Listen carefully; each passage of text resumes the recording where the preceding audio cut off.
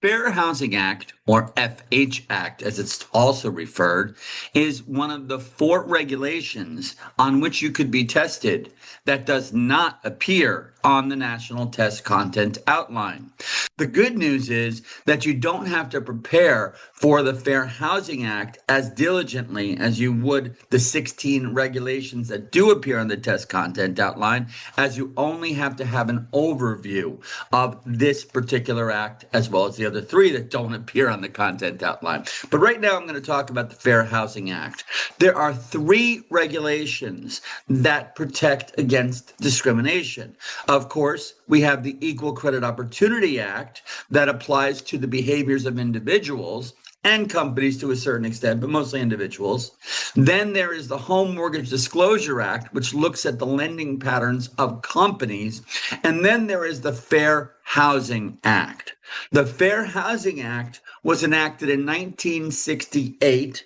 And its purpose is to protect people from housing discrimination when renting or buying a home, pursuing a mortgage, seeking housing assistance, or engaging in housing-related activities. So one of the primary differences between the Fair Housing Act and the Equal Credit Opportunity Act is that whereas ECOA applies to lending scenarios, the Fair Housing Act looks at discrimination in the entire process of housing and securing a home. And that applies to renting as well as buying.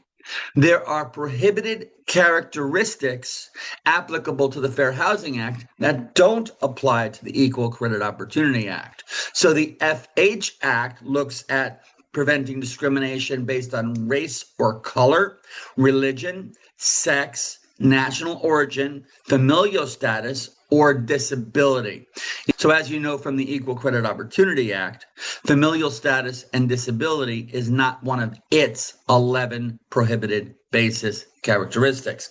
The Fair Housing Act does look at familial status, so people with numerous children can't be discriminated against and prevented from getting housing, and disability. There are certain things that a landlord, for example, might have to do in accommodating an individual tenant's disability.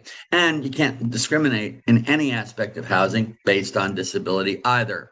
So it applies to more than just mortgage financing. Your takeaway from the Fair Housing Act is that it applies to housing in general. And that's basically the main gist of what you need to know for the Fair Housing Act. Good luck.